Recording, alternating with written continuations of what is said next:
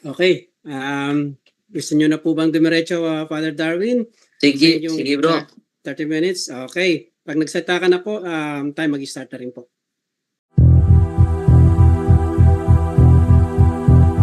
Dahil sa katotohanan ng ipinapangaral ng Santa Iglesia Katolika na hindi maitanggi ng mga protestante sa lungatang aral at bahayag ng mga pastor.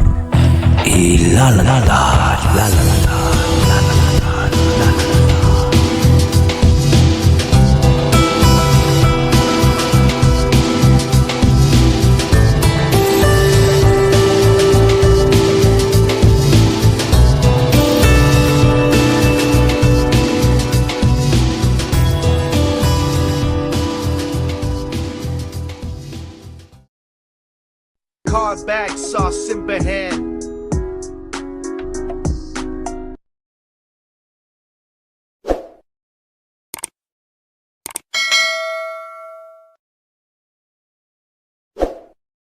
So, magandang gabi po mga kapatid at pag-ibig at kapayapaan ni Kristo ay maghari sa atin.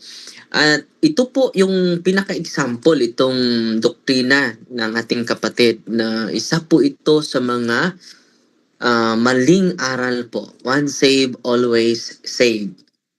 At binabalik lang natin sa kanila dahil yung kanilang doktrina ay saan mababasa sa Biblia. Hindi naman yun stand natin dahil Bible and tradition and magisterium po tayo mga Katoliko. So mismo sila hindi pala inaamin ng ating kapatid na wala ito mabasa sa Biblia. No, once saved, always saved. It is a false hope mga kapatid. No, delikado nito na binibigyan ka na ng false hope ng mga kapatid natin. Maliligtas ka kahit magkasala naman tayo, perfect naman tayo.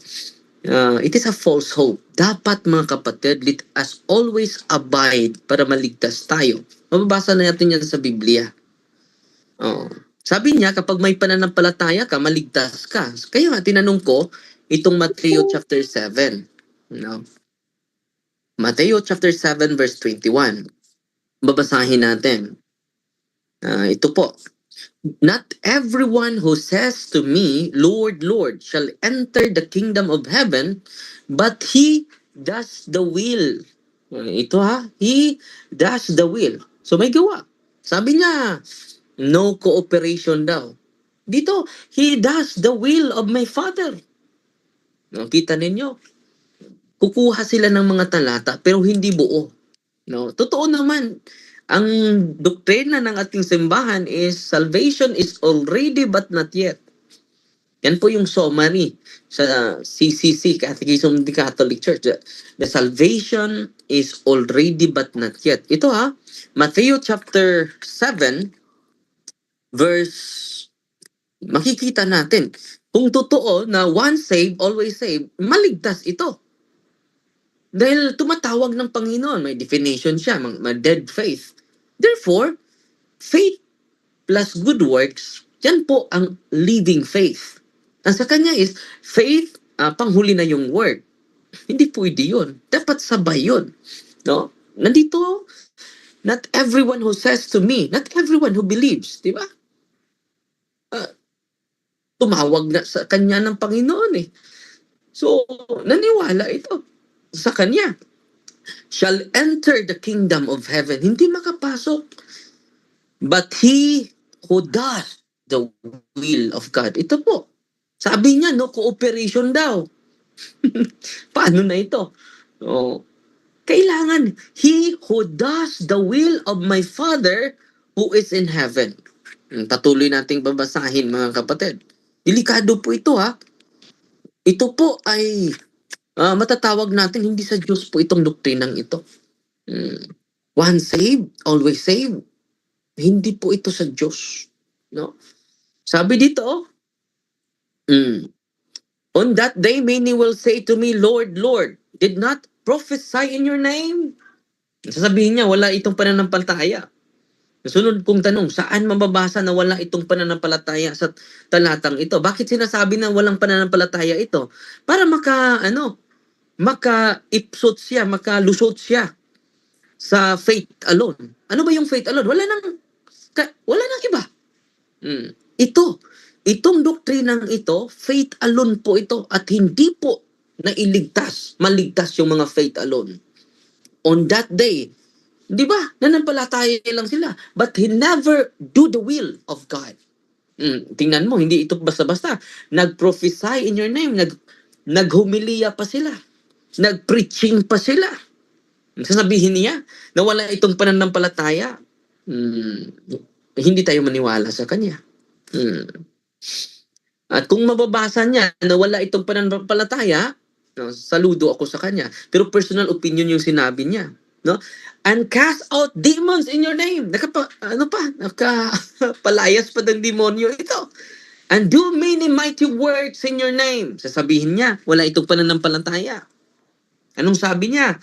And then will I declare to them, I never knew you. Depart from me, you evildoers.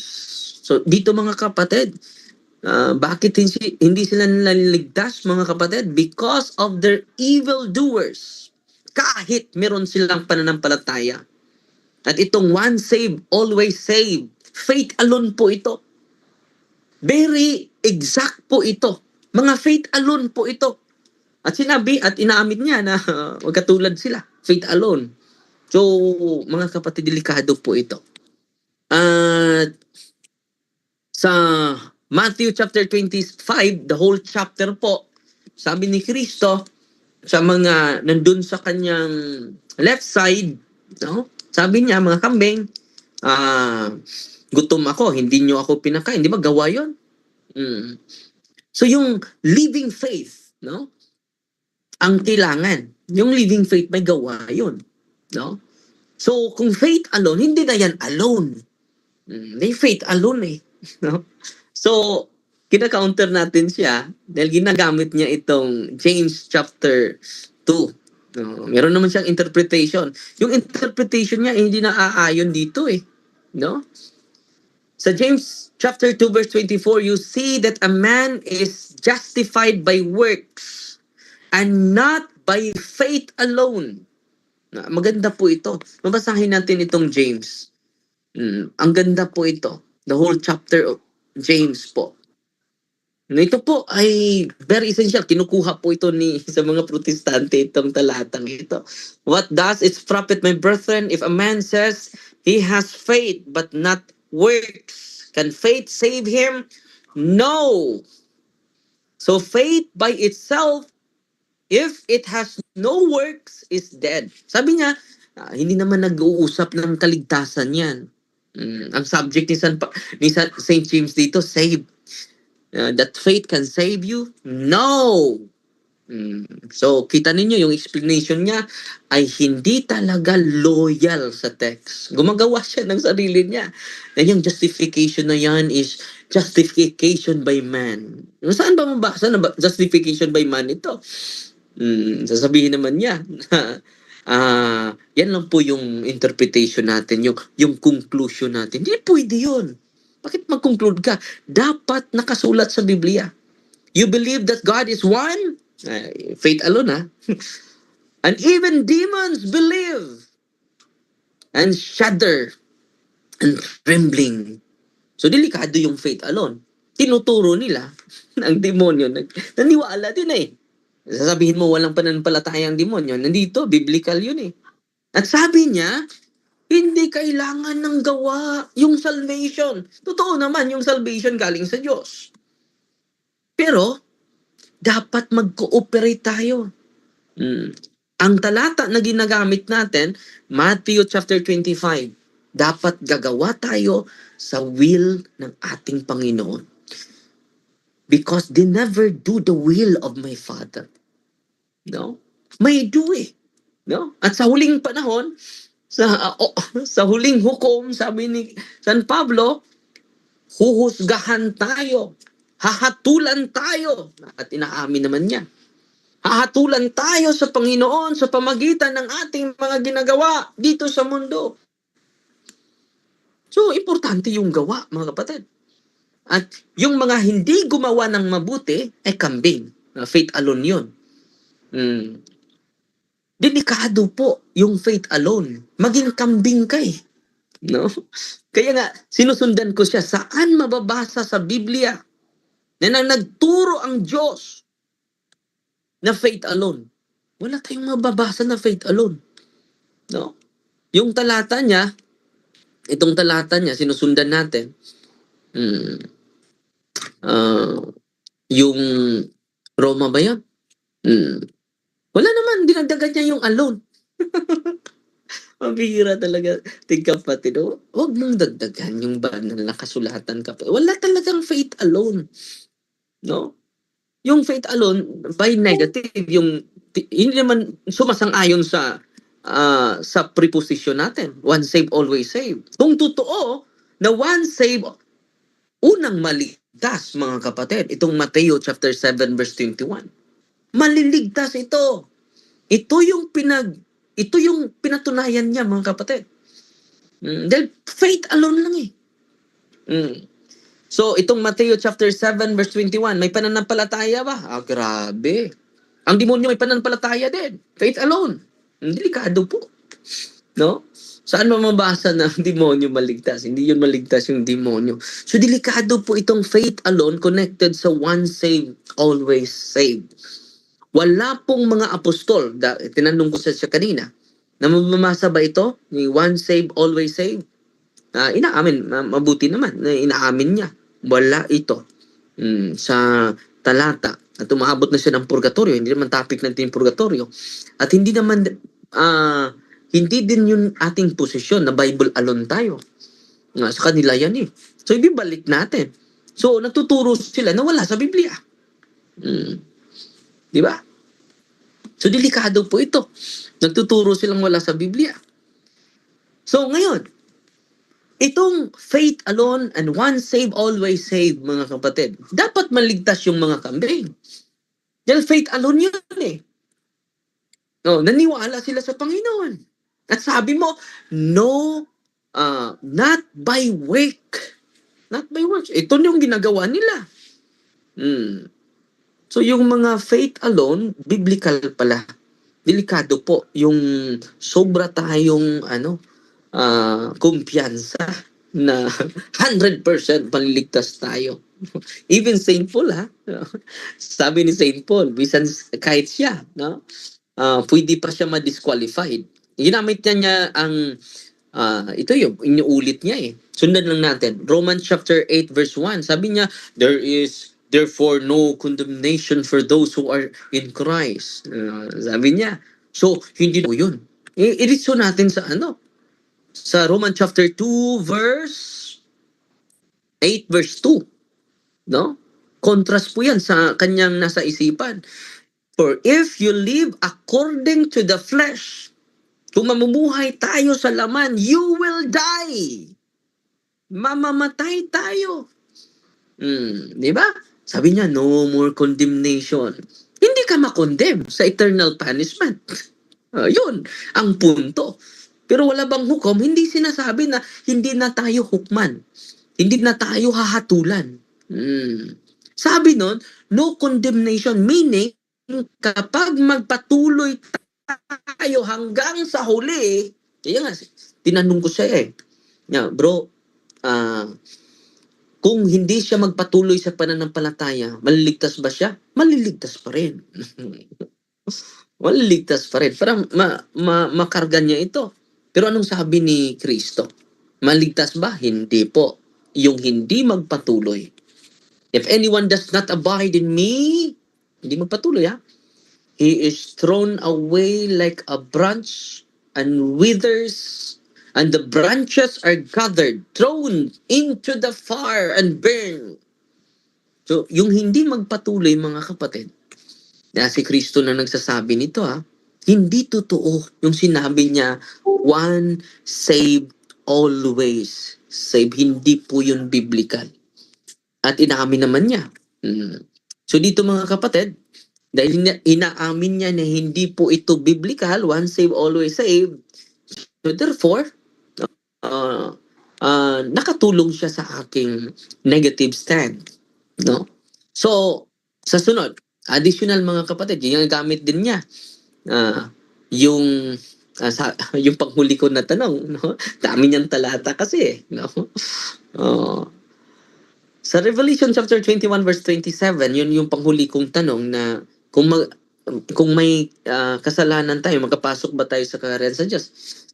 Sabi niya makapasok pa rin. Hindi po. No?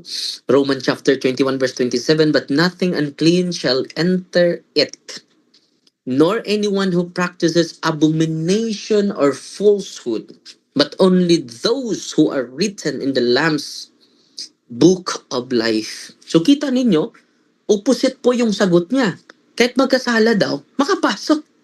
Sabi ni Apostle San Juan, but nothing unclean shall enter it.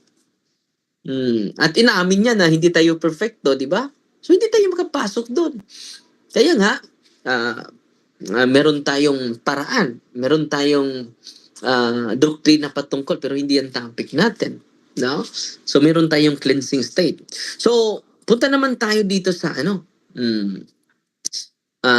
ginagamit din niya dito Philippians, sabi niya hindi kailangan ng gawain yung salvation natin. Hindi totoo yun. No? Philippians chapter 2 verse 12 to 13, therefore my beloved, as you have always obeyed. At sabi niya kanina, kahit paminsan-minsan lang, pwede naman. No? Always obeyed. So now, not only in my presence, but much more in my absence, work out your own salvation with fear and trembling. Malinaw na malinaw. Work out. Kung mag-workout ka, hindi mag-passive ka lang, static ka lang, hindi mag-workout ka talaga. Di ba? Work out your own salvation. Hindi sinasabi niya, don't work out your own salvation. No. Your is possessive. Atin, subjective salvation po. Di ba? At yung ginagamit niya, mga kapatid, na work out for your salvation, the idea is that believers should live out, always obeying, always keeping the commandment. Perseverance. Hindi pwede yun. Naniwala ka lang, hindi ka naman nagpatuloy. Maliligtas ka ba? Si Kristo ating pasasagutin. Mateo Kapitulo 24:13. Basahin natin. Ito, maganda po ito. Opposite po ito sa once saved, always saved. Opposite na opposite po ito. But he who endures to the end, will be saved. No? And many will fall away and betray one another and hate one another sa huling mga araw. So, itong once saved, always saved, it is a false hope. No? Sigurado ba kayo lahat ng baptist na mag-persevere? Na sana mag-persevere. Kaya nga, maligtas tayo subjectively. Two kinds of salvation, mga kapatid. Sa turo ng simbahan. Objectively, ligtas na tayong lahat. Pero subjectively, dapat i-work out pa natin. Yan sabi ni Apostol San Pablo. Malinaw na malinaw yan. Dapat mag-endure pa tayo. Kaya yung panghuling tanong ko, na kung hindi mag-endure, maligtas ba? No. Yan ang problema. Dahil sabi niya kanina, kapag hindi always makikinig, hindi always mananampalataya, maligtas pa rin. Saan mababasa yan sa Biblia? Para once lang once saved, always saved. No? So saan ba sa specific na talata na sinabi once saved? Hindi po kailangan tayo mag-endure Kung once saved, always saved, bakit sinasabi niya, he who endures to the end will be saved? Di ba? Bakit mag-endure pa tayo? Hindi na kailangan mag-endure. Dahil one saved, one act. Pero one act lang yung salvation natin Totoo naman na yung kaligtasan natin, si Kristo ang gumawa nun. Pero yung cooperation natin, kailangan Mababasa ba natin yan? Mababasa. Philippians chapter 2, work out your salvation. Your salvation, subjective. Subjective po. So malinaw na mga kapatid na ito ay continuous po. Ongoing. Kaya nga ang explanation niya dito sa kanyang sa talata na to have, to hold, to possess is present tense, signifies a current ongoing reality. Hindi po passive. Hindi po static. Di ba? Gumagamit siya ng lexicon. Iko to have, to hold, to possess, eternal life. At dito sa ibaba, present tense po yan. Whoever believes has eternal life. So, ang tanong niya dito, ngayon, meron ba tayong eternal? Yes or no? Objectively, meron. Pero subjectively, ongoing reality pa yan. Nandyan sa kanyang referensya. Anong tawag ng referensya? Ito po, sa Greek lexicon.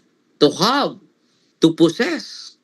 Present tense po. Signifies a current, present, and ongoing reality. Ongoing, it is continuous. Hindi dapat mag-stop. Hindi dapat one save ito. Always save, dapat ito. Hindi lang once. Multiple. Dapat pagsisikapan natin araw-araw. Anong sabi ni San Pablo? Ito po yung sabi ni Apostol San Pablo. Mismo siya pwede ma-disqualify. No? Kung hindi siya magpatuloy. Dito mga kapatid, unahin muna natin yung Hebrew chapter 10 na ginagamit niya. Hebrew chapter 10 verse 14. For by a single offering, He has perfected for all time. Ano ba yung na-perfected? Tayo ba? Hindi! Yung kanyang gawa ni Kristo sa pagligtas natin. Those who are being sanctified. Ang ginagamit dito is being sanctified. Ano ba itong being sanctified, mga kapatid? Itong being sanctified, mga kapatid, it is present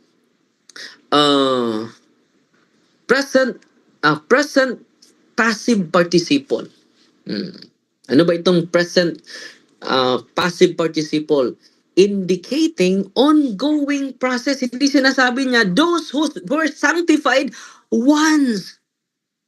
Hindi sinasabi dito na sanctified once, but ongoing sanctification. Describes believers as continuing in sanctification. Hindi po sanctified once, hindi po. No? Yan po, being sanctified. It is present passive participle, mga kapatid. At ginagamit din niya na now to the one who works, his wages are not counted as a gift, but as his due. Yung work, mga kapatid, na hindi makapag-righteous sa atin, yung gawa, yung gawain na sinusunod natin yung ceremonial law of Moses, yung batas ni Moses, hindi na po yun makajustify sa atin. Mababasa natin yan sa Gawa, Kapitulo, Acts chapter 13, verse 39. So, when we follow the law of Moses, it will not lead us to justification. No? And by him, everyone who believes is freed. So tayo po ay nakatanggap na ng freedom, kalayaan, from everything from which you could not be justified by following the law of Moses. Yung pala, kapag gagawa ka, susundin mo yung batas ni Moses, yung ceremonial, hindi ka maging justified yun. Pero kung tutupad ka sa moral law, so yung utos ni Kristo, you will have eternal life. No? So, nandyan yan sa banal na kasulatan, no? Yung mayaman, no? Paano ko ba matanggap yung paano ko ba makuha ang eternal life? Sabi niya, gawin mo yung sugo ng Diyos. No, ano ba yung sugo ng Diyos? Huwag kang magnakaw, huwag kang mag-commit ng adultery. Mm. If you would enter life, keep the commandments. Malinaw na malinaw. No? Yung 10 commandments, mga kapatid, makahatid natin sa eternal life. Eh, mabasa natin yan sa Matthew chapter 19, verse 17. One there is who is good. Only one. Why do you ask me about what is good? One there is who is one is good. If you would enter life, keep my commandments. So susundin natin yung yung kautusan ng Diyos. So hindi yung kautusan ni Moses. Yung kautusan ni Moses na gagawin natin, hindi tayo ma-justify niyan. Acts chapter 13 verse 39. If you would enter life, keep the commandments. Yung 10 commandments, you shall not kill, you shall not commit adultery, you shall not steal, you shall not bear false witness, honor your father and mother. Yung 10 commandments po ito. No? If you love me, keep my commandments. No? Hindi po faith alone. Hindi sinasabi dito na okay lang ha, faith alone. Sinusundan ko siya. Saan ba? Ginagamit na yung Roma. No? Pagsunod ko, wala namang alone. Faith lang. So kung hindi mo sila susundan, kung hindi natin ito haharapin ang mga kapatid natin, maraming Katoliko na makikinig sa kanila. Meron silang Bible alone. Ang dami ng alone nila. No? May faith alone. Hindi na yan alone. No? Multiple na eh. Paano naging alone? Di ba? May grace alone. So, at dito tayo mga kapatid. Na anong sabi ni Apostol San Pablo? No? Dito sa Roman chapter 4 verse 4 to 5. Now to the one who works, his wages are not counted as a gift, but as his due. And to the one who does not work, but believes in him who justifies the ungodly, his faith is counted as righteous. So, ang punto nito, yung pagtupad po ng mga ceremonial law. Hindi na po. Kapag tutupad ka sa ceremonial law of Moses, hindi ka maging justified. Makonect natin yan sa Acts chapter 13 verse 39. Pero kung tutupad tayo sa kautusan ng Diyos, maligtas ka, you will have eternal life. Matthew chapter 19 verse 17. At yung hindi magpatuloy kapatid, na faith lang. Anong sabi? Roman chapter 11 verse 22. Otherwise, thou also shall be cut off. So puputiuli ng Diyos. Yung hindi magpatuloy, delikado po. So hindi po one saved. Wala po one saved, no? Kailangan ongoing po yung ating endurance. Hindi po yung pagpako ni Kristo, one time po yun. Perfected for all time yun. Pero tayo, being sanctified. Being sanctified is present passive participle. Meaning, ongoing po. It is passive participle. Ongoing po. Hindi po siya static. Hindi po siya stagnant. Ongoing nga eh. No? Pero sabi niya, kahit hindi always, yung pananampalataya mo, okay lang. Kahit hindi always makinig. So yung mga talatang ginagamit niya na nandito po ito, whoever, sasabihin niya, nandito naman, na maniniwala sa Panginoon. Yung believe is verb po yun. Ano ba yung verb? Action word. Hindi po yun passive, mga kapatid. No? So dito mga kapatid, yung mga talata niya, truly, truly I say to you, whoever believes has eternal life. Ito yung sagot ng simbahan mga kapatid. Salvation is already but not yet. Yan po. At anong doktrina ng simbahan patungkol sa mga assured na? Ito po Delikado po ito. Anong sabi ng simbahan sa 100% na ligtas na tayo?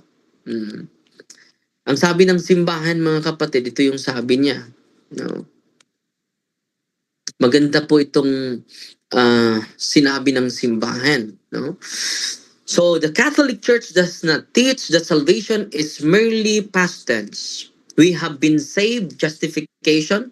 We are being saved, continuous sanctification. And we hope to be saved, glorification. Salvation is already ours in Christ, but the final consummation depends on persevering in God's grace until the end. Matthew chapter 24 verse 13, mga kapatid. So dito, mga kapatid, makikita natin na ang salvation natin kailangan may endurance. No? Kung walang endurance po, delikado po 'yon. Mangyayari po ang Matthew chapter 7 verse 21. Naniwala lang sila pero hindi sila nag-endure. Faith alone lang pero walang gawa. No? Meron naman silang gawa pero sige. Maraming salamat, Father Darwin. At ang ganda po ng inyong nilatag. Shoutout ko lang yung mga nanonood sa atin sa live sa TikTok at nandamin po nila. Sila Felix Soriano, Mahiwaga, Mary's Daughter, Genosu, Codename, Noel Perfecto, Temple of God, John G. Trabena, and Cassie28 at Sister Ann. At sa Facebook naman po si Silvia Roa. At ang kaibigan natin na si Jared Almasora, nagpapasabi po siya, pakisabi kay Pastor, debate kami sa susunod. Yan po ang message ni kaibigang Jared Almazora. Okay, ano na tayo? Diretso na tayo. Brother Erwin, andiyan ka pa ba? Sorry, Bro? sorry po, nakamute pala ako. Tsaka Okay. Sige, okay lang. Sige pa. Sige, Sabihin ko lang po pagka pwede na. Okay, so meron kang 30 minutes na question, bro. Pag nag-start ka ng magsalita, 25 minutes, bro. 25 minutes. 30 po, Pastor, Father, kanina po 30. Parang yun yung intuition. Yun yung kinilir niya kanina, sige. Father Darwin. Sige, 30 minutes. Start na po ba? Sabihin niyo po, Mr. Moderator, pag start na, mag-time din ako. Sige, bro. Pag nag-start ka, mag-start na yung time. Okay po, sige po. Thank you po, Father, sa inyong presentation. No? So, ang una ko pong tanong, no? Kasi sinabi niyo sa akin, no, ang sabi niyo po, inamin ko na wala sa Biblia yung one save, always save. Ang sabi ko po, title po yun ng doktrina. Ngayon, ang tanong ko po, kailangan po ba mabasa yung title ng doktrina, letra por letra sa Biblia bago maging totoo? Yes or no? Hindi kailangan. And then, yun po yung majority na position ninyo. No? Bible alone. Di ba? So, hindi sa amin yan. Sa inyo po yan. So, hindi nyo yan magagamit sa amin dahil Bible, hindi kami Bible alone Bible, tradition, and magisterium po. Dapat mababasa ito dahil Bible alone kayo Sunod na tanong, kapatid. Salamat po, Father. So, dito naman po sa Matthew 7:21 to 23, is it, yung po bang sinasabi nyo dito na sumasampalataya, which is mga false prophets kanyo, sumasampalataya, kilala po ba sila ng Panginoon nung sila ay sumampalataya o hindi? Ano po ito sa dalawa? Yung tanong mo, kapatid, ay hindi nababatay sa diskusyon natin. Ang diskusyon natin is faith alone. Kilala ba sila? Father Darwin, may objection po yung ating Stop the time po, no? Naka-stop na time po. Okay, salamat po, Mr. Moderator. Anong objection? Sige. Kasi po, kinocross-examine ko po yung talatang binigay niya. Siya naman po ang nagbigay nun nung Matthew 7:21 to 23. Siya po ang nagbigay nun sa presentation niya, kaya kinocross ko po siya doon. Yun po ang objection. Okay. Nag-focus May siya counter sa- ka ba? Counter ako, Mr. Moderator. Nag-focus siya kay Kristo Hindi naman si Kristo yung topic natin ngayon. Ang topic natin, tayong mga nanampalataya kay Kristo. So, sa Matthew chapter 7, verse 21, nanampalataya ito kay Kristo. Okay. Gets ko na. So, para sa akin, bro, kasi yung nilatag niyang topic, bro, nasa topic yung nilatag niya. Ang problema bro, yung tanong mo wala sa topic eh. So talagang pinapatupad ko rito ang rules dito, out of topic is not accepted bro. Next question bro. Mr. Moderator, sabi niyo po, at klaruin ko lang po yung sinabi niyo, no? Sabi niyo po, nasa topic yung sinabi Nilatag niya, niya. pero yung tanong ko wala sa topic, Opo. tinatanong ko po yung talatang binasa niya na ginamit niya eh. Kasi faith po yung tinatanong niyo po, napupunta po tayo sa faith alone. So, Sige faith nga po yung ginamit niyo po. Sige na po, next question Okay, na lang so po. next question po tayo. Salamat po, Mr. Moderator. Okay. So, tatanungin ko na lang po uli, no? Ito po bang Matthew 7:21? Okay? Sabi niyo po, ito ay sumasampalataya. Nasaan po doon, letra por letra, na sinabing sila ay sumasampalataya? Meron po ba doong letra por letrang sila ay sumasampalataya? Meron o wala? Mateo chapter, una-una, implied na po yun. Dahil gumawa sila ng milagro. Sorry. Okay. Implied, yes, implied. Sorry po. Magbabasa tayo ng Biblia. Objection, sorry. Teka Objection. lang.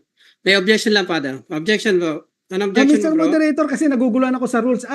Kasi po, categorical yung aking tanong. Oh, yeah. Okay. Dapat po, di ba, sagutin niya ng categorical? Okay, sige. Tama po ba? Guess na. Okay, guess ko. Guess ko, bro. Okay. So, ganun talaga, Father Darwin, ang rules natin na tinanggap nyo, sumagot muna kayo ng categorical, tapos po, bago magpaliwanag. So, pakiulit yung tanong, Stop Brother time po, no, Erwin, Mr. Moderator? para naka-stop naman eh. Okay po. Pakiulit yung tanong para makuha ni Father Darwin kung alin doon yung categorical question. Pakiulit, bro, at Apo, sasagutin ni salamat po, Father Mr. Darwin ng Moderator, sa categorical sa first and then paliwanag. Sige, pakiulit, Okay, bro. categorical po. Meron po bang mababasa doon letra por letra na yung mga nagsasabi ng Lord, Lord ay may pananampalataya? Meron po bang letra por letra doon o wala? Ano po doon sa dalawa? Litra por litra yun. Tumatawag nga ng Lord. Yes, meron. Yung Lord, Lord. Kapag wala ka pa matatatawag ka pa ng Lord. Di ba? Kagawa pa sila ng milagro. Nagpalaya sa... Kung hindi sila nanampalataya ni Kristo, hindi sila tumatawag. Yung tanong mo ay hindi naaayon sa ano eh. Dahil sa Matthew 7, malinaw naman, kahit hindi mo pipikit ka man, may pananampalataya sila. Dahil nakagawa sila ng maraming milagro sa pangalan mo. Hindi sa pangalan nila. Next question. So meron. Again, Impliedly. ulitin ko po ang tanong, Father, ha? Meron po bang nakasulat letra por letra na may pananampalataya sila? Meron po bang ganun na Meron, letra yes, por meron, letra? Yes or no? Sagot, meron. Kaya nga tumatawag na Lord. Meron eh. Kung hindi yan tumatawag na Lord, wala silang pananampalataya. At inamin mo kanina na hindi mababasa na wala silang pananampalataya. Therefore, meron silang pananampalataya. Dito tumatawag sila ng Lord, Lord. At yan ang patutuo na itong faith alone mo ay hindi talaga totoo. Dahil may pananampalataya sila eh. Lord, Lord. Paano sila ma-disprove mo na walang pananampalataya? Tumawag nga ng Lord, Lord. Sino maniwala sa iyo niyan? Sa Matthew 7:21, may pananampalataya siya. Tatawag ba sila ng Lord, Lord without faith? Hindi siguro. Hindi naman sila nagpalayas ng demonyo sa pangalan nila eh. Sa pangalan mo. Nag-proclaim kami sa pangalan mo. Paano mo masasabi na wala silang pananampalataya? Kung sasabihin mo na wala silang pananampalataya, Next opposite question. po yan sa Next question. Dito naman implied. po ako sa James 2:24, Father, no? Kasi sabi niyo po ito ay justification, no, in the sight of God. Okay? Yun po ang inyong dinadrive dito. Ayaw niyo pumayag na ito po ay justification in the sight of men, kundi sa inyo, justification in the sight of God. Ang tanong ko po ito, no? Kapag ka po ba nawawala, no, nagkakasala ang Roman Catholic, yung po bang justification niya ay nawawala din? Yes or no? Yes, nawawala. Yung nag-defile na siya sa kasalanan. Kaya nga, may repentance eh. Sabi ni Kristo, believe and repent. Hindi lang puro believe. May repentance eh. Ang tunay na repentance, dapat mag-avoid ka na sa occasion of sin. Kaya nga may repentance eh. Hindi lang puro believe. Sabi ni Kristo, believe and repent all your sins. Kaya nga itong James chapter 2:24 mo, ito ang sagot. Na hindi talaga faith alone. You see that a man is justified by works, not by faith alone. Ito po ay, salamat ako na kinukote mo ito. Contrary po ito sa inyong stand po. Ito po ay gawa ng Espiritu Santo. It is the work of the Holy Spirit ang dialogue natin. Buti na sinasabi mo ito. At yung talata mo ay hindi Next sumasang-ayon question, bro. sa Next faith question. alone. Ang tanong ko naman po, ang follow-up question ko, nasaan po, meron po bang verse sa Bible, word for word, letra por letra, na sinabing justification can be lost? Meron po bang word for word at letra o letra por letra na ganung talata? Meron o wala? Meron po na basahin natin. No. Ito po, yun nabasa ko na eh. If anyone does not abide in me, he is thrown away like a branch and withers, and the branches are gathered, thrown into the fire and burned. So dito mga kapatid, malinaw na malinaw. Kapag hindi ka mag-abide sa Panginoon, you will be cut off from Him. And cut off from Him is a cut off from grace. Sunod na tanong. So, aaminin niyo po na yan po ay interpretation, hindi po letra por letra na justification can be lost. Yan po ay interpretation at hindi po letra por letra na justification can be lost. Yes or no? May talata tayo. Objection. Roman chapter. Yes. Yes po, biblical po yung sagot ko. No. Roman Mr. chapter Moderator, 11 Teka lang. May objection, bro. Post the time. Apo, Anong objection mo, bro? yung nga po, yes or no, interpretation po ba yan? Yes or no? Yung po ang, Okay. ang tanong. May counter ka ba, Father Darwin? O sasagutin mo na diretso? Sasagutin natin. No? Sige. Categorical muna. Yes or no. Then paliwanag ka, Father. May 1 minute.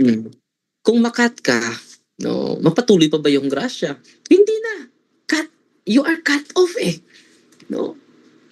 At anong sabi ni Kristo?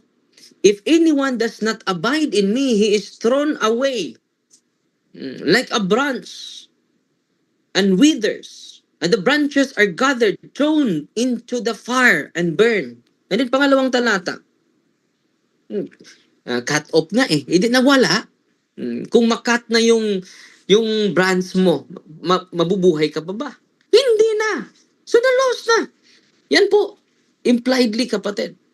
And then sabi ni San Pablo, Romans chapter 11 verse 22, provide you continue in His kindness. Continue po. Otherwise, you too will be cut off. Yan po, implied yan. No, ang pagbabasa natin sa Biblia, implied. Paano ka magpatuloy kung naputol ka na? Next Paano question. ka magpatuloy ng Okay, justification? next question Pinutol ka na.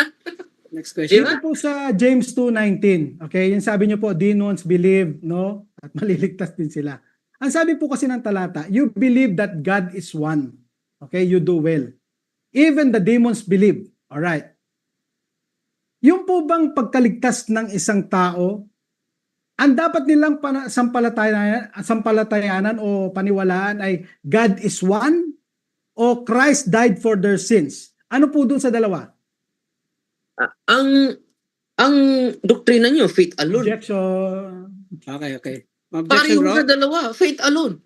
Kung naniwala ka sa Diyos, Teka lang, Father. May objection. Pakinggan muna natin yung Ang objection. objection ko po, Father, Mr. Moderator, alin po sa dalawa ang dapat paniwalaan para maligtas ang tao?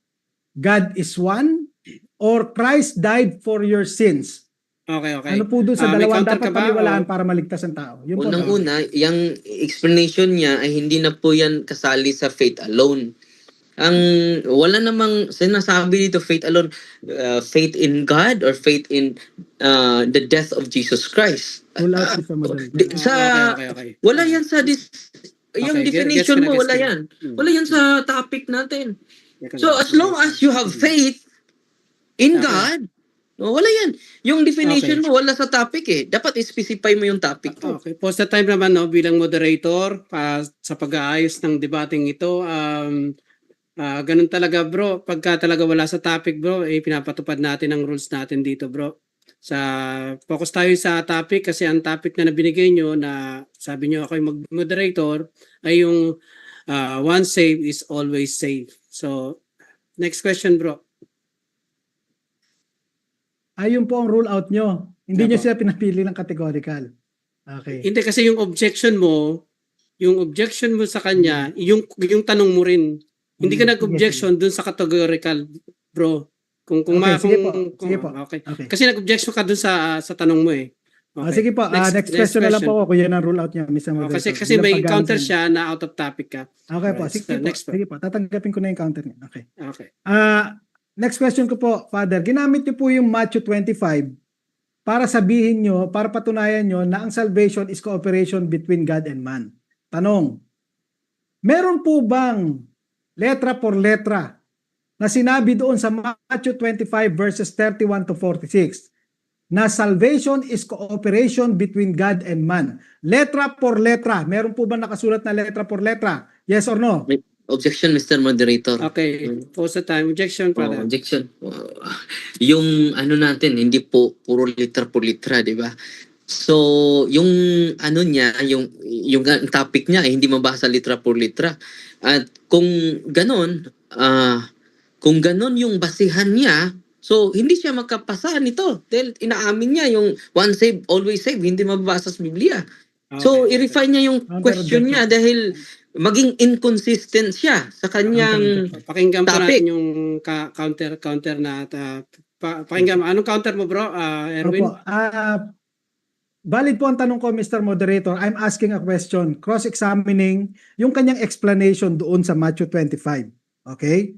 Kaya, yun po ang tanong ko. I would like to enforce it. Hindi siya po dapat mag-rule out, Mr. Moderator. Sagutin niya po ang tanong ko. Okay. So dahil ako nagpapatupad lamang tayo ng batas dito, no, yung kung rules na inagrihan nyo na ang moderator lamang, number 10, respect the admin and moderators is always final. So hindi po kayo pwedeng magsabi kung valid or invalid yung tanong nyo. So pinapatupad ko lang po dahil binasa ko naman to bago kayo mag-start, no, nakalagay dito, moderator is always final. So the final para sa akin, paki-rephrase o paki-ulit yung tanong kasi parang Stop naman po, no? nagre-redundant lang, parang nagre-redundant lang eh. Thank you po, So, Mr. Moderator. So, Naka-stop time naman po, Mr. Moderator. naka-stop na. Paki-ulit yung tanong. May just know Tapos, kung ilang oras na lang po. Ilang oras? 19 19 minutes pa. 19 minutes. 19 minutes pa. Okay. sige, Okay. sige. Paki-ulit yung tanong tapos Opo. try niyo kung Salamat sasagutin. Pag hindi po masasagot niya, di next question po. Okay, Okay, po. sige. Ito po ang tanong, ulitin ko po, Father. Ginamit niyo po yung Matthew 25 verses 31 to 46. No, ang sabi niyo po doon, ito ay nagtuturo ng salvation is cooperation of God and man. Yan po ang sabi niyo kanina, statement niyo po yan. Ngayon, ang tanong ko naman po ito.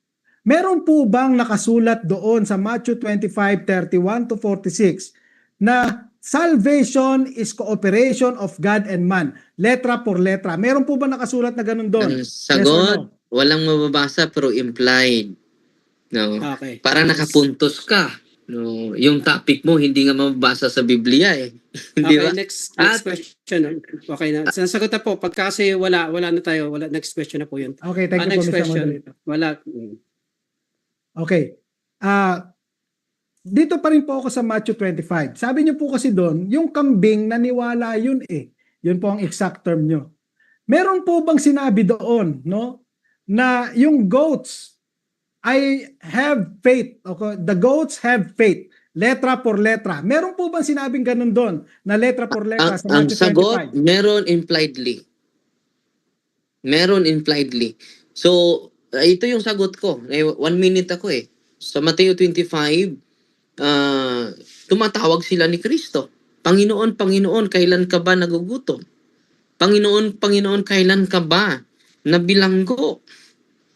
No. So alam nila, naniwala sila. Kung wala silang pananampalataya, bakit tatawag sila ng Panginoon? Kung wala silang pananampalataya. Dito mga kapatid, ito po ay very opposite sa'yo. At itong talatang itong kambing, very in line sa faith alone. Nananampalataya lang sila, walang gawa. And then, ito po is a dead faith. At ito po ang isa sa mga example sa pinatunayan mo, faith alone. Once saved, always saved. Kung ito, mga taong ito, may pananampalataya, dapat maligtas ito. Dahil Next hindi question. ito naligtas, Okay. Next therefore yung question, bro. So, lumalabas po, Father, kapag nagsalita ang tao na Lord, Lord, dito sa Matthew 25 at doon din sa Matthew 7, ipinagpapalagay nyo na kaagad na yon ay may pananampalataya. Yes or no? yes, tumawag nga eh. Mateo 7:21, nakagawa nga ng milagro eh. Paano mo logically conclude na wala silang pananampalataya? Magiging logical ka niyan. No? Nag-proclaim sila sa pangalan mo. At magaling yung mga tao sa pangalan mo, hindi naman sa pangalan nila. Kung sa pangalan nila, maging logically true ka yung statement mo. Pero, meron sila, tumatawag sila sa Panginoon. So, hindi sapat yung pananampalataya pala. At kung totoo itong doktrina na pinopromote mo, once saved, always saved, una itong maligtas.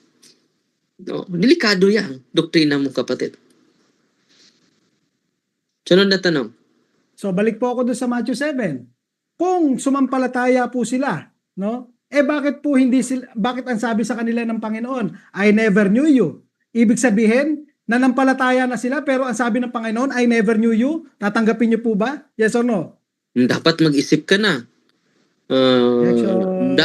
Okay, may objection. Yes, sir. Sinatanggap ko yung... Teka lang, anong sir. tanong mo? Tatanggapin ko yung sinabi mo? Teka lang, Kev. Teka lang. Yes, May sir. objection po. Teka lang po. Pakinggan natin yung objection ay Opo, Brother yes, Erwin. yes or no po, categorical po yung tanong ko, Mr. Moderator. Sige, sige. Ulitin mo yung tanong. Pakiulit yung tanong, Ulitin ko bro. po yung tanong. So, sa Matthew 7, okay, ang sabi, Lord, Lord. Pero ang sabi ng Panginoon, I never knew you. So, tatanggapin niyo po ba na yung sumasampalataya na yon, ang sasabihin ng Panginoon sa kanya, I never knew you? Yes or no? Hindi ko tatanggipan yung conclusion mo. Ang malinaw na delikado yung teaching mo na faith alone lang. Sasabihin ng Panginoon, who you na. Delikado. Ma-apply yan sa'yo. Dahil faith and good works talaga. No? At kung i-connect mo sa Matthew 25, yung mga mabuting kambing, mabuting tupa, no? Gumawa talaga naniwala at yung paniniwala nila ay pinakita nila sa gawa. Yung sa'yo ay hindi mo no cooperation eh. Walang gawa eh. Delikado. Magkapareho kayo sa Mateo 7:21, bro. Okay. Sunod na So, tanong. next question po. Romans 8:1, sabi niyo po, no? No condemnation kung, no, magpapatuloy tayo hanggang huli. Yes. Tanong. Meron po bang nakasulat doon sa Romans 8:1 letra por letra na sinabing no condemnation if you endure to the end? Meron po ba nakasulat na letra por letra na ganun sa Romans 8:1? Meron o wala? I-continue mo sa 2. Objection. Okay. May objection. Bible okay. tayo, bro. Teka lang. Objection, Teka lang, Mr. Father. Moderator. Teka lang, Father. May objection. Hindi muna isang siya. talata lang yung Bible. May Anong counter ka klase naman ito? mamaya, Father. Kapatid. Okay. Pakinggan mo Pero isang natin talata objection lang. mo. Objection Brother Erwin, bro, Salamat po, Mr. Moderator. Naka-time stop na po, no? time stop 15 minutes. Apo. Ang tanong ko po kay Father, doon po ba sa Romans 8:1? Kasi ang sabi niya po, there is now no condemnation kung magpapatuloy tayo hanggang huli. End quote. Yun po ang sabi niya.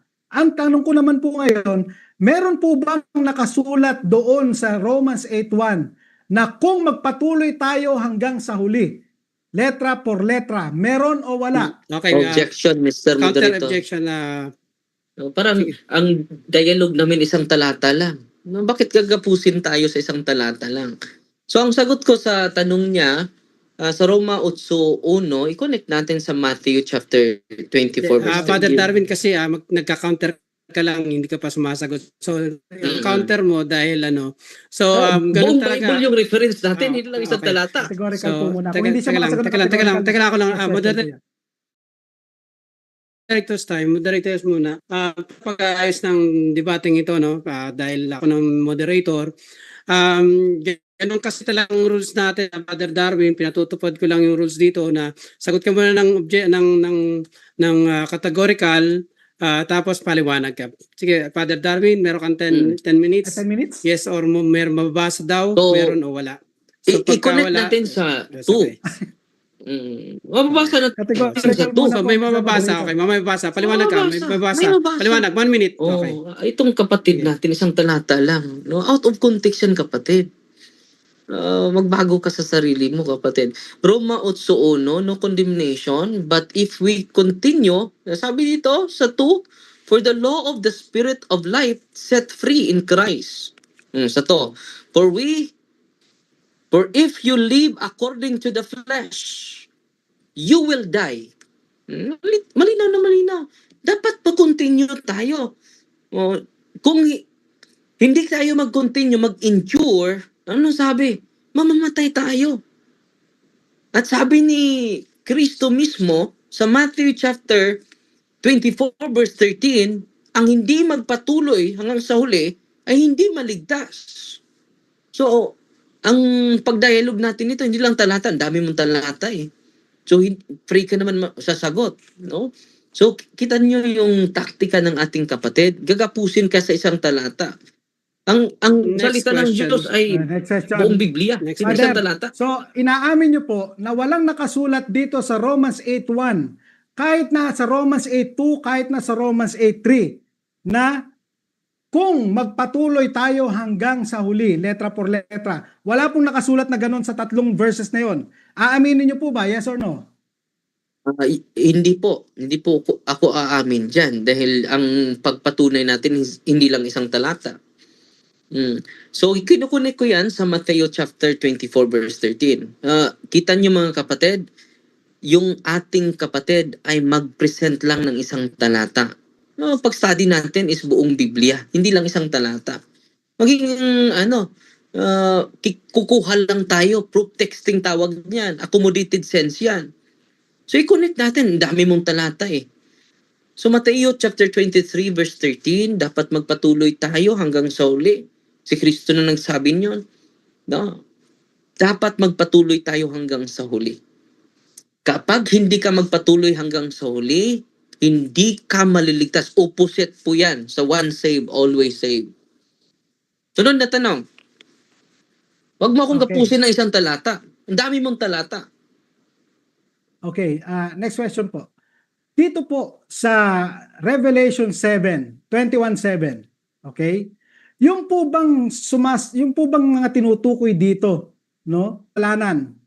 Ito po mga sexual, immoral, sorcerers, liars na binanggit nyo. No?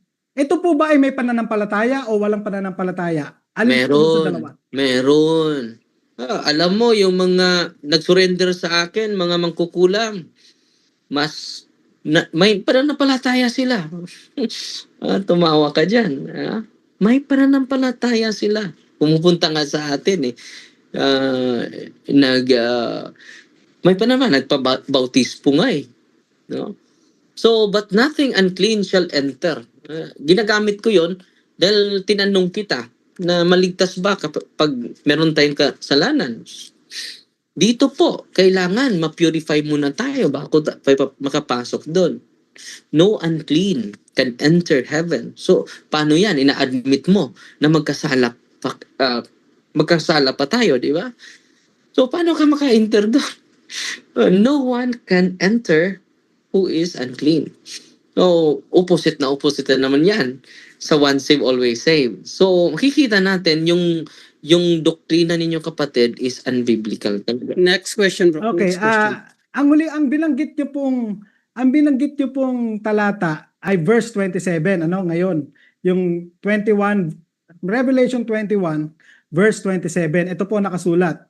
But nothing unclean will ever enter it, nor anyone who does what is detestable or false, but only those who are written in the Lamb's book of life. Tanong, yung po bang mga nakasulat sa book of life, no? Sila po ba ay nakasulat na before the foundation of the world? Yes or no?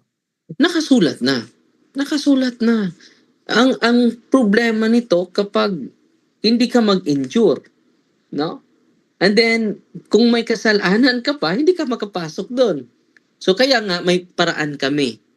Kayo wala kayong paraan eh. Sa amin meron kaming paraan para ma-purify. Para magkapasok kami sa kaharian ng Diyos. No? So, yung talatang iyan, patunay yan na yung argumento ninyo, dahil imperfect, inaamin mo naman, imperfect tayo, so hindi talaga tayo makapasok doon without purification. So, kung ma-purify ka na, kasali ka na sa aklat ng buhay. Kapatid. At delikado po kapag faith alone lang. Mateo chapter 7 verse 21, nagproclaim sila sa salita ng Diyos, nagproclaim ka rin, gumagawa ng mga milagro, ganun din. Di ba? Pero sabi ni Kristo, Next mataas question yung po. Next pananampalataya question. So, nila. Kapatid. ang ibig niyo po sabihin, Father, dito sa Revelation 21 verse 27, yung mga nyo, Yes. Sabi mo, kasali ka nun, di ba? Unclean ka. No? And then, kapag nanatili ka pang unclean, hindi ka makapasok doon. Nandiyan sa Biblia eh. Pero nakasulat ka doon. I-purify ka muna. Kaya nga may purifying state kami. Ang problema sa inyo, wala. Di ba? Delikado po. So, dito kapatid, ang nakasulat sa Biblia, faith without good works is dead. So sasabihin mo, disqualify mo yung work.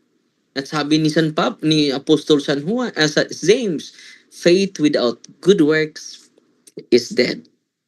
So delikado po yung faith alone. Yung faith alone, wala na yung gawa eh. Oo, delikado yun. At yung once save, always save, hindi totoo yun. Dahil kung totoo yun, maligtas yung Matthew chapter 21, yung mga kambing. Dahil faith alone lang sila eh. At may pananampalataya din. Next question. Sunod na tanong. follow-up question po. Dahil sabi nyo, no, dito yung mga nakasulat sa Book of Life, pwede rin maging unclean. No? Sabi nyo kanina. Sagot nyo, yes. Ito po ang follow-up question ko. Ang sabi po kasi ng verse, but nothing unclean will ever enter it, nor anyone who does what is detestable or false. But, yun po ang word, but, only those who are written in the books, in the Lamb's Book of Life. So, malinaw ang talata, nagkaroon ng separation, mutually exclusive yung dalawa. Yung unclean ay hindi nakasulat sa Book of Life. Tatanggapin niyo po ba na nagkamali kayo kanina by virtue of the clear revelation of the passage? Tatanggapin niyo po ba na nagkamali kayo na yung nakasulat sa Book of Life pwedeng maging unclean? Nagkamali kayo doon. Aminin niyo po ba? Yes or no?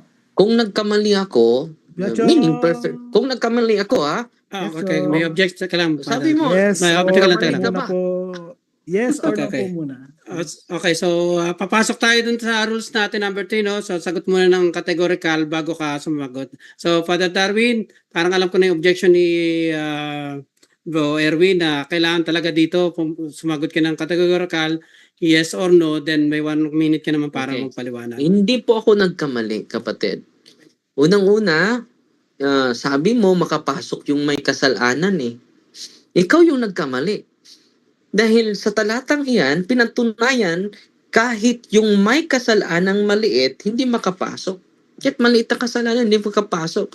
So ikaw yung nagkamali. Sabi mo makapasok kahit may kasalanan eh. So, kaya ginagamit ko yan eh. Sa tanong mo kanina, na kahit makasala ako, ma-purify ako dahil sinisave naman ako ng Panginoon. No, dapat may cooperation yan. The grace of God will operate when we cooperate. So ikaw yung nagkamali, kapatid. Sabi mo makapasok doon kahit may kasalanan. Sabi ni Apostol San Juan, hindi makapasok kapag may kasalanan. So ikaw yung nagkamali, kapatid, hindi ako. Sunod na tanong. Okay, para sa audience to, no? Ulitin ko po ang tanong. Ang sabi niyo po, yung mga nakasulat sa Book of Life, pwedeng maging unclean. Yun po ang malinaw ninyong assertion kanina. Pero ang sabi ng verse 27, but nothing unclean will ever enter it, but only those who are written in the Book of Life, end quote. So meaning to say, yung mga unclean ay inihihiwalay sa mga nakasulat sa Book of Life. tatanggapin niyo po ba ngayon na talagang hiwalay yung mga unclean dito sa mga nakasulat sa Book of Life? Yes or no? Yes, nahiwalay talaga. Kaya nga, yung sabi mo kanina na makapasok yung may kasalanan, paano makapasok? Inihiwalay nga eh. Maganda yung observation mo. Ikaw na mismo ang sumasagot sa katanungan. So, paano ka makapasok kung unclean ka? Di ba po? So, kailangan perfect. Kailangan purified. At inaamin mo na hindi ka perfect. Hindi ka pa makapasok doon. At yan po ang implication mo eh. At hindi totoo na once save, always save. Dahil inaamin mo na hindi ka perfect. Dapat aminin mo na perfect ka. Dahil kapag aminin mo na perfect ka, makapasok ka doon. Kapag sasabihin mo, imperfect pa tayo, Father, hindi ka pa makapasok doon. Therefore, yung argumento mo na once save, always save, against po sa Revelation chapter 21, verse 27. Sunod na tanong. Okay, so dahil sinabi niyo po na mutually exclusive yon, inamin niyo na, hiwalay talaga yon. Therefore, yung inyong assertion kanina na yung mga nakasulat sa Book of Life ay pwedeng unclean, pwedeng maging unclean, mali po kayo talaga kanina doon sa assertion niyo na yon. Aaminin niyo po ba ngayon? Yes or no? No, dahil may purification state kami. Yan ang problema sa inyo, wala kayong purification. So kami, ang simbahan may purification na state of life. At kung mayroon pang mga unclean spirits, dadaan pa sila doon. At kayo wala kayong estado sa purification. No? Bago kami makapasok. Kahit nakalista na kami doon at via et aeternam kami. No? Kaya may purgatorio kami. So makonek yan sa sa justification through purification state. Yan po ang tinatawag namin ng purgatory. So yung mga nasa purgatory, via et aeternam yun. Papunta yun sa langit. Nakasulat na yun. Pero pinupurify pa bago makapasok sa karean ng Diyos. Sunod na tanong, kapatid. Alright. So, punta naman po ako Balik tayo sa one save, always save, bro. Opo, naka-stick po tayo. Kino-cross-examine ko po kayo sa mga sa mga verses po ninyo, Father. So, dito naman po tayo sa Philippians 2, 12, 13. Okay? Tanong ko, ang sabi niyo po kasi, always obey, always keeping of the 10 commandments. Ito po ang sinabi niyo. Tanong ko lang, kayo po ba ay perfect sa pagsunod ng 10 commandments? Yes or no? Mr. Moderator, outside sa Okay. topic na po ito. Objection, Mr. Moderator. Teka lang po. Teka lang. Outside sa topic.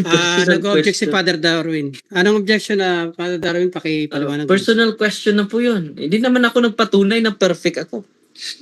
Okay. So, alright. So, Counter-objection. may counter Focus tayo objection sa ka, topic. bro? Bro, focus tayo sa topic. Counter objection po. May counter ka?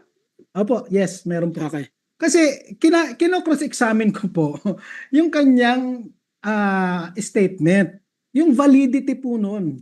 Importante po yun na malaman natin kung valid ba yung kanyang argumentation. Kaya kino-cross-examine ko po siya doon. Okay. Gets ko na.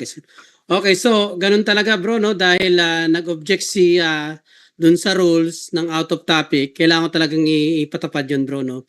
So, pakibago na lang yung tanong bro, focus tayo sa topic bro. So, kung nag-object siya dahil out of topic, valid talaga yung objection niya bro. Out of topic Ilang talaga minuto yung na lang tanong. po. Kasi Mr. ang Moderator. ang kailangan kasi magtanong ka bro dun sa topic talaga. So hindi ko to mapapalampas kung talagang kung hindi siya nag-object, pwede kong palabasin kasi nag-object siya sa out of Sige topic. po. Okay, next question bro, respect your pakibago. Mr. Moderator, ilang minuto pa po? 3 minutes 23 seconds. Nasa taas po yung yung Okay. time pag gusto makita. Nasa yung malapit sa Kasi hindi po ako nakakita din sa monitor. Ay, Anyway, okay, sige po. okay. Di bali po. Okay, 3 minutes pa Anyway, lang. Sige, salamat po, Mr. Moderator. Takbo Okay. naman po ako sa Matthew 24, Father. Sabi niyo po kasi dito, bakit sinabi niya na those who endure to the end? Okay, sabi niyo po, no? Ngayon, ang tanong ko po, alam niyo po ba, Father, na ang context ditong Matthew 24:13 ay tungkol sa tribulation at hindi sa salvation? Aaminin niyo po ba na ito ay tungkol sa tribulation? Yes or no? No. Sabi niya nga, he will not injure, he will not be saved. No. So malinaw na malinaw, salvation ang tinutukoy dyan. And then meron pa tayong talata bro, Matthew chapter, hindi lang yan na talata, Matthew chapter 10 verse 22. Na ganun din ang sinasabi, no? And you will be hated by all for my names, but he who endures to the end will be saved. Hindi lang yung talatang Mateo. Yeah. Napag-aralan mo na yun, ha? Mateo 24:13. Pwede mo na maraming mga alibay sa'yo dito. Mateo chapter 10 verse 22. And you will be hated by all for my name's sake, but he who endures to the end will be saved. So it is a salvation of the soul, kapatid. At yung nasa isip mo, masave lang sa mga trials. Yun nasa isip mo. Will be, who will endure to the end will be saved for my name. Next So question. it is a Okay, salvation next of soul. question, Mr. Father. Doon po So, sa verse opposite 9 kasi po ito. nun sa taas, verse 9, okay? Ito po ang sabi, then they will deliver you up to tribulation and put you to death. Okay, malinaw. Letra por letra, ito po ay tungkol sa tribulation at put you to death, ito po ay physical death during tribulation. Aaminin niyo po ba talaga na ngayon, aaminin niyo na po ba ngayon na ito po ay talagang tungkol sa tribulation? Yes or no? Hindi po, hindi lang po yan. Dinagdagan ka pa ng talata eh. Matthew chapter 10 verse 22. Akala mo isa lang talata natin. And you will be hated by all for my name's sake. But he who endures to the end will be saved. So malinaw na malinaw, hindi lang yan sa tribulation. Kahit sa mga persecution. Yung magpatuloy sa akin will be saved. Kaligtasan talaga. No? Hindi lang sa kaligtasan. Kung ano pa, namamatay naman sila. So kaligtasan po ito. Hindi po sa physical lang. Kundi sa kaluluwa. So endurance po. No? So hindi ongoing. Yan yung mga talata mo eh. Sa John chapter 3, no? 5 verse 24. He who believes, it is a present participle. Ongoing nga eh. Pero kung sasabihin mo, once saved, always saved, maging passive ka na, maging static ka na, relax ka na, save naman ako Next eh. question, bro. Okay, Delikado dito yun. po ako sa John 6:47. Ginamit niyo po yung lexicon dito ng has. Meron po bang sa lexicon ng has, ng echo, na binanggit, dapat magpatuloy, dapat pagsikapan? Meron po bang ganun letra por letrang sinabi sa strong, sa lexicon ng echo? Meron o wala? Meron po. Nandito po, the present tense, hina-highlight mo pa. The present tense signifies a current, meaning present, ongoing reality. Meaning ongoing nga eh. Okay. Sa iyo ay ongoing nga. Yan. Maraming Opposite salamat. ito sa sinabi mo. Alright, thank you. Thank you very much. At dyan po nagtatapos ang ating conclusion, ating question and answer sa second, sa negative side. Punta naman po tayo sa ilang minuto ba yung inyong 10 minutes conclusion po. is 10 minutes na? 10 minutes. So normally talaga ang nagko-conclusion is, sa unang conclusion is ang negative side. So Father Darwin, meron kang 10 minutes para sa iyong conclusion. Pag nagsalita ka na, Father, mag-start na po yung time. Okay, magandang gabi mga kapatid. Kita natin mga kapatid, kahit yung lexicon niya ay ongoing reality. Hindi po static reality. Kung static reality yon, yung doktrina niya na once saved, always saved, okay yon. Di ba static eh, once saved. Kaisa lang. Once saved, always saved. Pero inaamin naman niya, pero hindi po ito yung posisyon ng mga Katoliko ha, Bible alone. Yung question niya, yun po yung prinsipyo nila, pero hindi po yun prinsipyo natin na litra por litra. Pero binabalik lang natin yung prinsipyo nila. Mismo sila hindi makapasa sa prinsipyo nila. Pero ulitin ko, hindi po tayo Bible alone. Ang simbahang Katoliko, Bible and tradition and magisterium po. At kita-kita ninyo mga kapatid, ginagamit din niya yung Revelation chapter 21 verse 27. Sabi niya, opposite na opposite sa once saved, always saved or faith alone. Di ba? At inaamin niya na sa diskusyon niya, hindi naman tayo perfect. Ang Diyos naman ay yan po yung sa affirmative speech niya. So therefore hindi pa siya makapasok sa kaharian sa langit. Di ba? Revelation. Kaya nga ginagamit natin itong Revelation chapter 21 verse 27. Pag patunay na kailangan natin ng repentance bago tayo makapasok sa kaharian. Kaya nga sa simbahang Katoliko meron tayong Sacrament of Reconciliation. Pupunta kayo sa pare for absolution for all your sins. Kaya nga repent, believe and repent. Sa kanya, ang ina-highlight niya is believe lang eh. At hindi naman na inline sa kanyang topic. Hindi talaga siya nakapatayo sa kanyang topic. Bakit po? Bakit po? Kung totoo itong Matthew chapter 7 verse 1, pati kambing maligtas. May pananampalataya eh.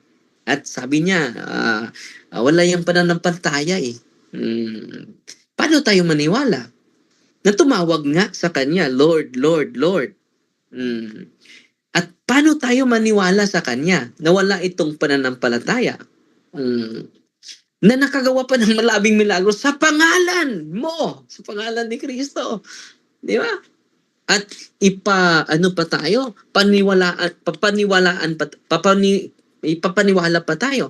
na hindi sila naniniwala para maligtas siya sa kanyang mahirap na doktrina.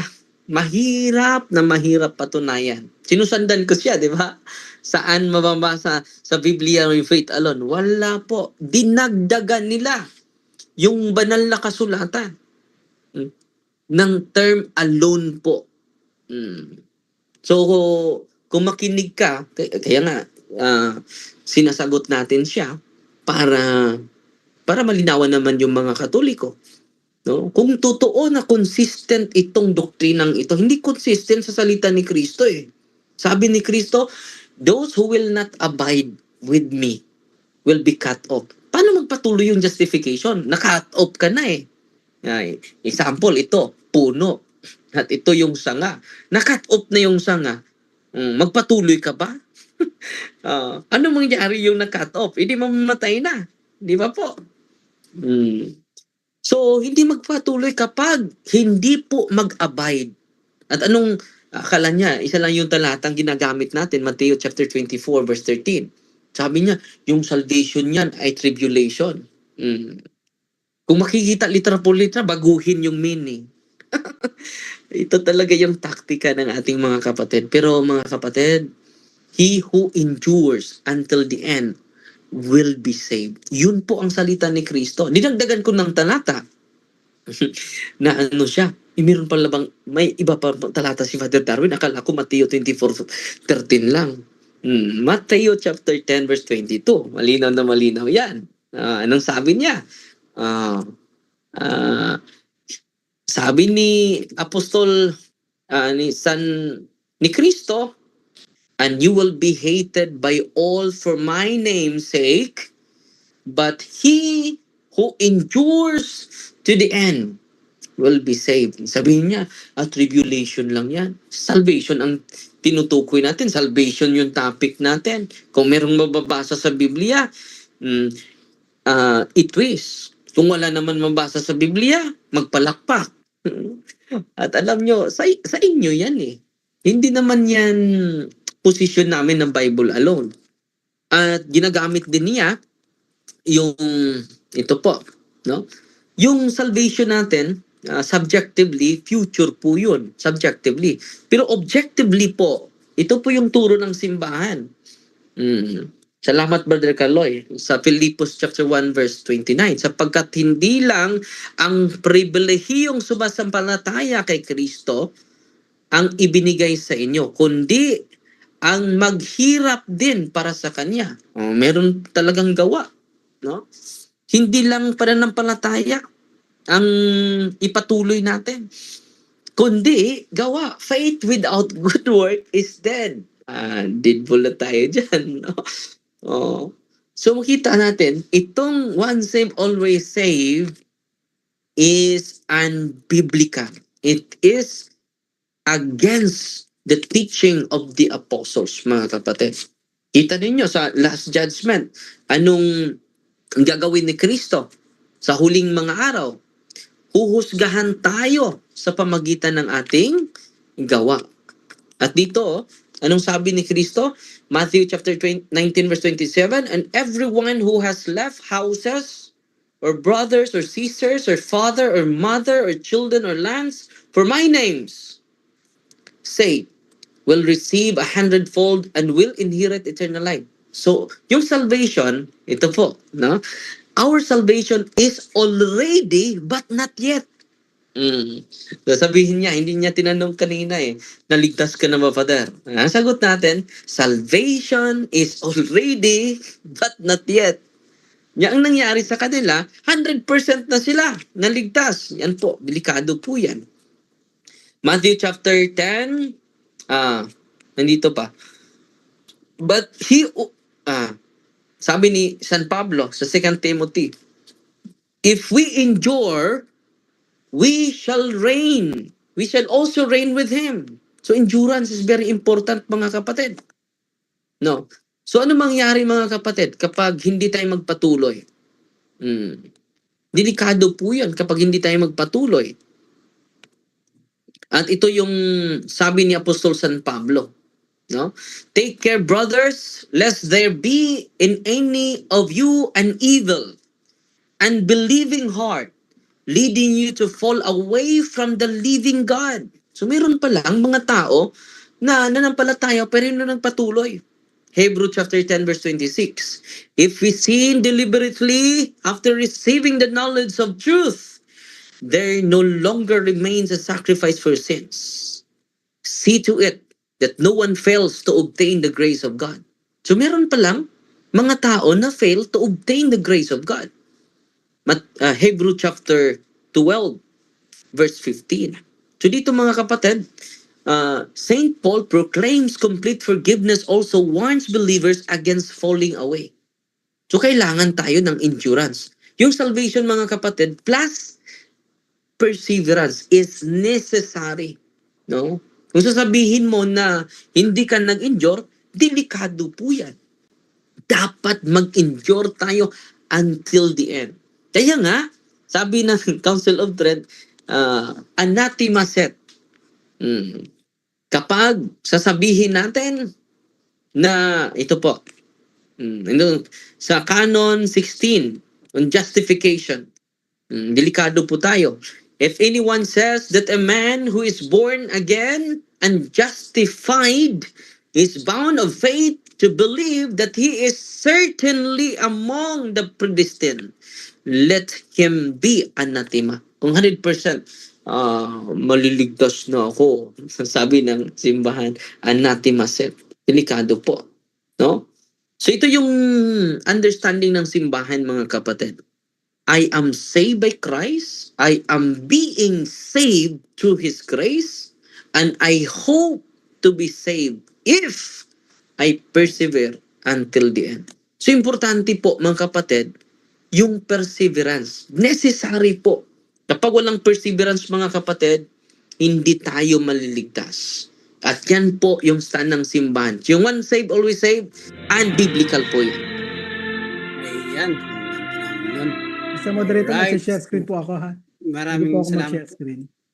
Okay. Pwede naman po. Mayroon ka pong 10 minutes para sa iyong conclusion. Apo. Sige bro, pag nag-start ka Sabihin na, niyo po mag-start pagka na okay, yung time. ano na, ha? Pag magsimula nag-start na. ka na magsalita, mag-start na Okay. yung time mo, bro. Salamat po. Okay, salamat po. Nandito na tayo sa conclusion, mga kapatid. Mga kapatid, alam nyo, nakita nyo naman ang pagtatanong ni Father sa atin. No? Napaka-smooth lang ng ating pagsagot. Hindi po tayo nahirapan. Napakadali ng mga tanong niya, mga kapatid. Pero siya po, hirap na hirap po siyang sumagot, lalo sa categorical.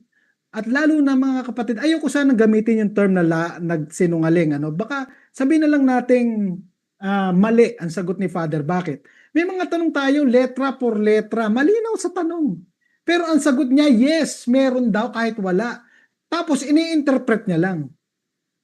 Hindi po honest na sagot yun, mga kapatid. Yun po ay pagsisinungaling.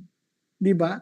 Kaya lang, ayoko naman po siyang pagbintangan. Maaaring nagkamali lang si Father, pero hindi po yun ang tamang pagsagot. Okay? So ngayon, isa-isahin po natin no, yung mga tinanong natin. Okay? Sabi niya, no, hindi daw, inamin ko daw na hindi mababasa yung osas sa Biblia, kaya unbiblical. Doktrina yun, pangalan ng doktrina yun eh. Yung Trinity ba, nasa Biblia, wala naman. Tapos nung ibinalik ko sa kanya, kailangan ba pangalan ng doktrina, mabasa letra por letra? Sabi niya, not necessary, hindi naman daw. O, di wala rin. Di giniba niya rin yung paratang niya sa akin, you see? Matthew 7:21. Sabi niya dito, ito daw ay sumasampalataya. Paano nangyayari sumasampalataya? Sinabi na nga ng talata sa verse 15, false prophets yun. Paano magiging believer yun? False prophets nga yun. Tapos sabi pa ng Panginoon, I never knew you. Napansin niyo po nung tinanong natin siya doon. Ibig mo sabihin, sumampalataya sila and yet, I never knew you. Ang sabi ng Panginoon, ano sagot niya? Hindi niya sinagot, nag-object siya. Ano? Talagang hindi po pwede, hindi po believer yung false prophets nga po, Father eh. Okay? Kailangan daw, hindi daw cooperation, pero who does the Father? Okay. Matthew 25:31, okay? Tanong ko lang naman, nasa ng letra por letra na sabi yung goats ay sumampalataya o may faith? Wala na. Sabi niya, yes, meron daw, pero wala naman talaga nakasulat. Interpret na naman siya. So, hindi po honest na pagsagot yon, Father. No? Living faith ang kailangan. Hallelujah, 100%. Bakit? Naniniwala rin kami doon, Father, pero hindi po meritorious ang works. Yun po ay bunga, fruits. Okay? Yung James 2:24. Okay? Tinanong ko lang, nasa yung by justification in the sight of God daw yon. Tapos sabi niya, pwede rin mawala yung justification. Tinanong ko, nasaan ang letra por letra sa Biblia na ang justification can be lost? Nagtanong ako kung meron ba ganung talata, letra por letra. Nagsagot niya na naman, yes. Tapos nung binigay niya yung talata, wala naman nakasulat, interpretation na naman. Naku po, ano ba naman yan? Yung demonyo naniwala din. Ang pinaniwalaan nun, God is one. Hindi naman talaga yun naniwala. Alam talaga ng demonyo yun. Pero, mga kapatid, hindi po yun ang pinaniniwalaan natin para maligtas. Kung hindi, si Kristo na namatay sa krus sa atin, binayaran kasalanan natin, at nabuhay na mag-uli. Okay?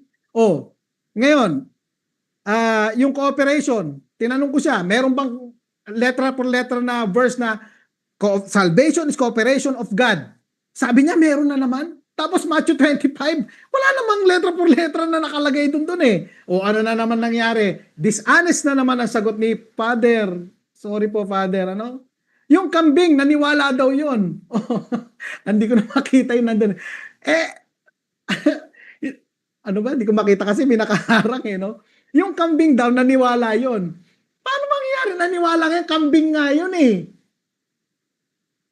Yung mga sheep, yun ang believers. Yung goat, hindi yun believer. Ano? Kaya talagang walang works yun kasi nga walang faith yun. Lahat ng ginawa nila, hindi makaka-please sa Diyos kasi nga wala silang faith. Kaya sila hindi ligtas, Father. Masama yung sobrang kumpiyansa. Hindi po. Bakit?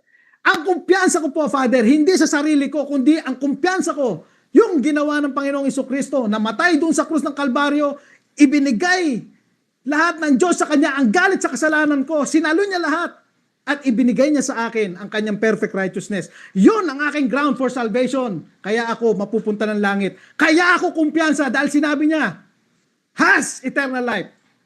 You see?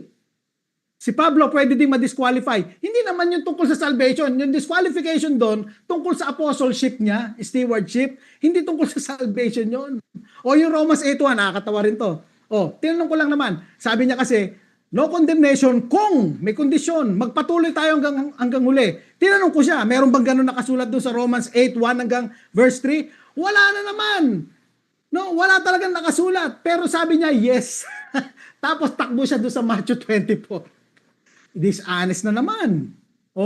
Ano pa? John 15:4. Abide in me and you may bear fruit, no? Pero yung sinasabi niya, mga kapatid, no? Yung nasa verse 2 nun, hindi naman nag-a-abide talaga sa kanya yon, no? In me lang, sabi niya doon, hindi abide in me. Kaya meron talagang mga false believers, nagmumukha nakakabit sa kanya, pero wala talagang fruit. Yun talaga, tatanggalin niya yun. Hindi mga believers yun. Hindi po sumasalungat sa osas ang John 15. Tandaan niyo po yun. Napatunayan na natin yan sa maraming debates. No? Ano pa? Revelation 21:7. Ito nakakatawa to. No? Dito sa Revelation 21:7, no, hindi ko na malayas hinihiwalay talaga, no? Yung unclean, hindi sila pwedeng mapunta dun sa book of life. Hiwalay talaga, mutually exclusive. Pero kay Father, yes, yung nakasulat sa book of life pwedeng maging unclean. Tapos pinasok niya yung sacramental system nila. Wala naman sa Biblia yon. Pero bakit po sila hindi pwedeng maging unclean? Sila po ay nakasulat na before the foundation of the world. Sila po ay predestined for adoption. Ang inheritance nila ay predestined din. Therefore, ligtas yun 100%. Bakit sila clean? Dahil sa perfect righteousness na ibinihis sa kanila galing sa Panginoong Hesukristo dahil sa kanilang pananampalataya. Okay? Philippians 2:12-13. Oh, kita mo na? Sabi mo, always obey, always keeping 10 commandments. Tinanong kita ngayon, narusunod ba perfectly? Iniwasan niya yung talaga. Bakit? Hindi niya naman natutupad eh. O, kita mo na, sino sa atin nakakatupad ng 10 commandments? Sino sa inyo dyan? Ha? Sino matapang dyan? Sabihin, perfect ako sa 10 commandments, ha? Ginagawa niyo sinungaling ang sarili niyo. The truth is not in you, 1 John 1:8. Ginagawa niyo pang sinungaling ang Diyos, 1 John 1:10. Okay? O, sino ngayon yun? Matthew 24:13, no?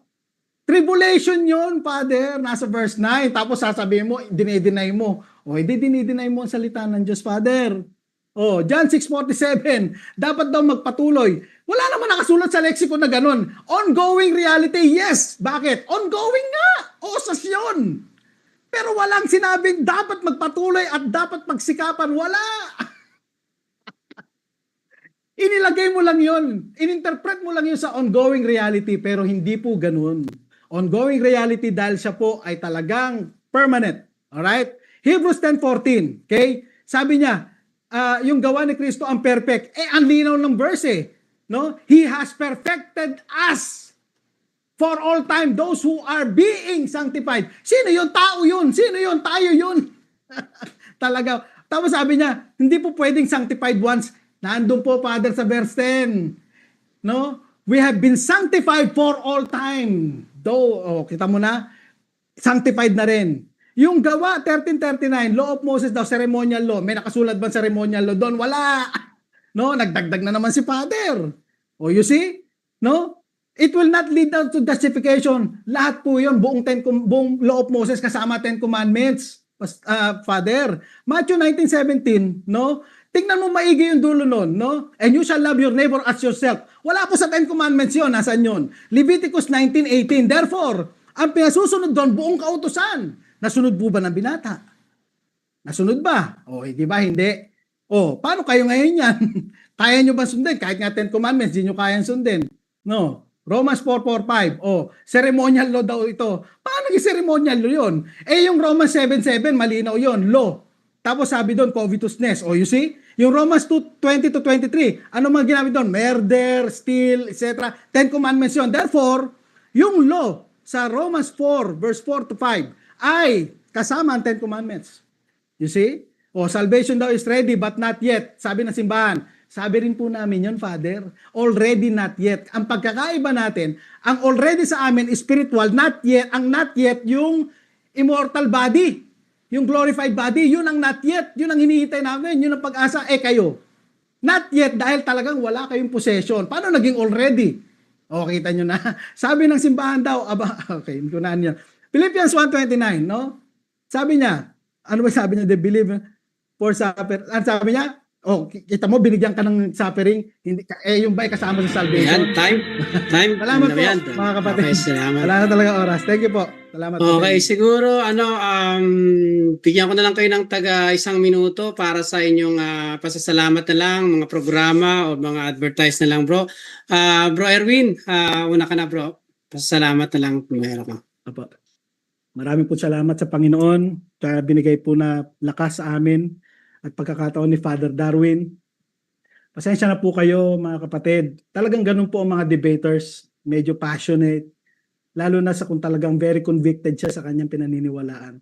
Sana po ay maunawaan niyo po yun. Ano? Alam ko po si Father, nauunawaan niya yun. Kasi alam ko po si Father, malawak ang kanyang pangunawa bilang pare.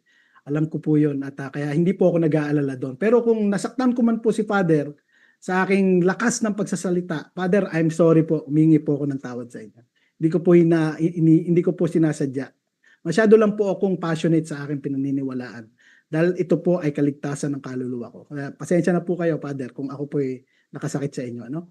So maraming salamat mga kapatid sa inyong lahat na tumutok. Kay Brother Fred. Brother Fred, ang galing mo pala. Magaling kang, magaling kang moderator. Kaya ituloy mo yan. Para kang si Rasha, magaling ka.